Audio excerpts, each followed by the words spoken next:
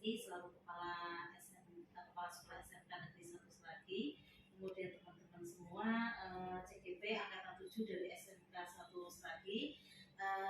Pertama-tama kita panjatkan puji dan puji syukur kepada Allah Subhanahu wa taala yang telah melimpahkan nikmat hidayah kepada kita sehingga kita dapat berkumpul di saat ini ya untuk di sini berhubungan dengan wawancara kepada kepala sekolah dari SMK Negeri 1 Selagi, karena di dalam tugas mungkin melakukan beberapa pertanyaan seperti itu. Nah, Bapak, ini kan di kami ini ada bahwa pengambilan keputusan itu ketika kepala sekolah melakukan pengambilan keputusan, di situ kan ada beberapa hal mungkin yang harus dilalui gitu Bapak. Keputusan itu di sini kan karena di sekolah itu kan ada beberapa hal mungkin yang menjadi permasalahan, ada dilema etika, yang satunya adalah rujukan moral Bapak G. Jadi dilema etika itu ketika sudah berkenan untuk datang ke tempat kami untuk melakukan wawancara terkait dengan tugas dengan semuanya. Yang pertama, memang benar apa adanya. Jadi dalam sebuah sekolah itu semakin besar komunitas personal yang ada, itu semakin besar dan banyak pula permasalahan-permasalahan yang memang memerlukan ketepatan, kebenaran untuk diambil sebuah keputusan. Memang benar dari berbagai persoalan itu muncul suatu tindakan-tindakan yang memang kita anggap benar, kemudian tindakan-tindakan yang memang agak benar pula, kemudian ada tindakan yang memang benar dan salah. Kalau benar salah kita itu bisa mengambil keputusannya itu mudah, tetapi ketika benar salah saya katakan mengambil keputusannya mudah, itu juga tidak semudah kita menjatuhkan keputusan. Pak,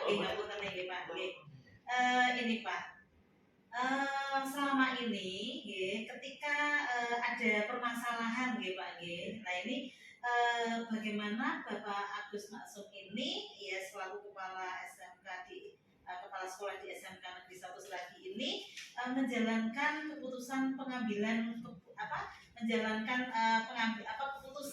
ya. Jadi ketika kita mau mengambil keputusan itu kira-kira ya apa yang dilakukan seperti itu. Ini terutama untuk kasus-kasus di mana sebenarnya di sini ada dua kepentingan yang sama-sama benar, Pak. Terima kasih untuk yang bersifat benar dengan benar. Itu kan kita pun sebagai, kalau kasus-kasus yang memang ada dasar regulasinya itu benar, jelas ada, ini seperti ini benar, seperti ini benar. Ketika ada dua regulasi atau yang melanggar regulasi, ini benar, ini benar. Tapi biasanya ketika muncul dilema etika, itu biasanya hal-hal yang terkait istilahnya tidak tercover dalam regulasi. Kalau ada dalam regulasi kita jelas gitu kita. Tetapi ketika di situ perlu adanya pengembangan dari pengambilan keputusan sehingga timbul suatu persoalan dari beberapa pihak. Dia mau mengatakan seperti itu benar. Nah, kita sebagai pimpinan dalam mengambil keputusannya itu harus hati-hati. Oke, terima kasih Pak sebelumnya. Tadi sudah banyak hal yang sudah saya peroleh, pengalaman di sini. Bapak sudah mengidentifikasikan terkait dengan etika moral dan juga etika moral. Dilema etika dan etika moral. Ya, itu tadi ada dua hal yang sama-sama penting dan sama-sama tentunya memerlukan keputusan yang paling tepat. Karena tadi juga disimpulkan bahwa untuk menentukan suatu keputusan itu perlu juga kita mempertimbangkan dampak atau pengaruhnya di masa-masa yang akan datang yang akan kita hadapi. Nah, dari peristiwa-peristiwa yang terjadi di sini, kasus-kasus yang pernah dihadapi Bapak selaku kepala sekolah selama di sini, itu tadi kan. Nah, sekarang untuk menghadapi kasus yang beraneka ragam itu, apakah Bapak ini memiliki kiat-kiat atau prosedur-prosedur tertentu atau langkah-langkah yang tepat ketika kita menyelesaikan suatu kasus seperti itu, Pak? Monggo. Terima kasih. Tadi kita di awal bahwa semakin besar personal atau staff yang ada di sebuah perusahaan atau kita di sekolah, kita kan tadi semakin besar persoalan. Ketika ada persoalan-persoalan seperti itu, yang pertama kita cari tahu dulu dari beberapa pihak, dari kedua belah pihak yang berkonflik atau berpotensi ada persoalan begitu. Kita cari tahu, mungkin semacam detektif pribadi, ngomong-ngomong, tapi tidak formal dulu, tidak formal. Mungkin tidak hanya Bapak anggap efektif, terutama dalam pengambilan keputusan terhadap kasus-kasus yang sudah tadi Bapak sampaikan tersebut. yang sangat efektif itu kita kembalikan kepada regulasi, kemudian kita tentukan keputusan itu secara bersama. Iya, keputusan bersama itu sangat efektif. Artinya karena kita itu tadi bahwa kita di sebuah sekolah kepimpinan kolektif begitu. Seorang pimpinan bisa saja memutuskan secara sepihak dengan kekuatannya pimpinannya bisa. Akan tetapi terhadap hal-hal yang sifatnya dilema etika itu kan tadi Islam kita perlu. Jadi kalau kita putuskan sendiri walaupun itu benar adanya, itu akan menyisakan persoalan-persoalan yang justru nanti akan. Sebelumnya terima kasih kesempatan yang telah diberikan. Ini Pak, tadi Pak Agus sudah banyak memberikan masukan terhadap kasus baik itu dilema etika maupun rujukan moral. Ini ada beberapa pertanyaan buat Pak Agus tentang tantangan Pak selama ini dalam pengambilan keputusan-keputusan tentang kasus-kasus dilema etika. Tantangan yang memang jelas sebagai tantangan ya, sulitnya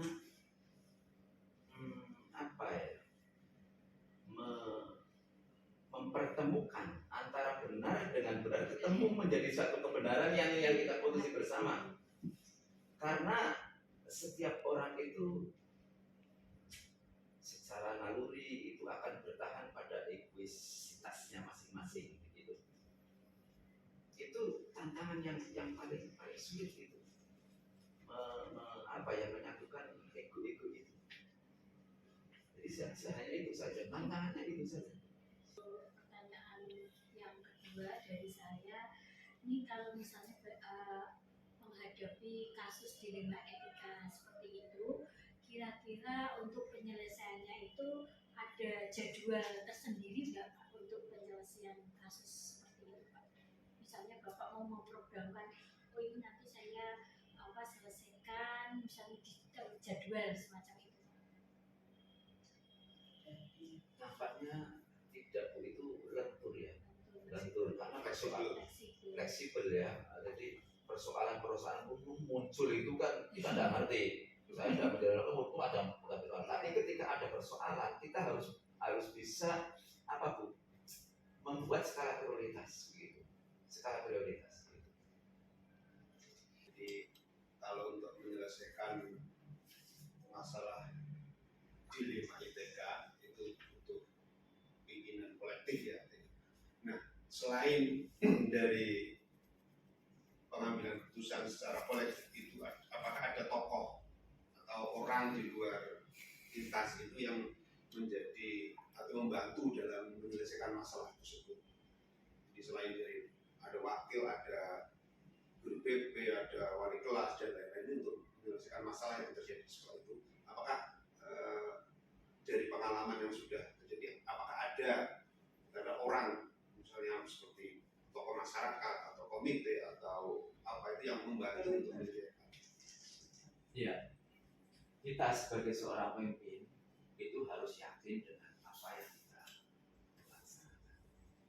Akan tetapi ketika kita menghadapi persoalan konflik of interest di dalam sebuah institusi yang menjadi tanggung jawabnya Pak, ketika kita sudah merasa cukup untuk kita selesaikan, sudah istilahnya kita yakin dengan keyakinan kita, kemudian dengan staf yang ada, kalau memang sudah cukup. Jadi terakhir ya ini ya. Iya. Saya gitu, bapaknya mau pergi saya. Jadi pertanyaan dari saya, jadi pengalaman yang sudah diterima atau sudah pernah dilakukan di sehari, apa yang bisa diambil hikmah atau dipetik dari kejadian atau pengalaman etika dilema yang sudah pernah dilakukan? Setiap pengambilan keputusan, apa yang bisa diambil atau dipetik dari kegiatan ini? Ya, gini, dari urian tadi, bincang-bincang tadi, akhirnya kita bisa saya bisa menyimpulkan bahwa tadi kita sampaikan bahwa kebenaran yang benar, kebenaran yang benar itu adalah benar gitu.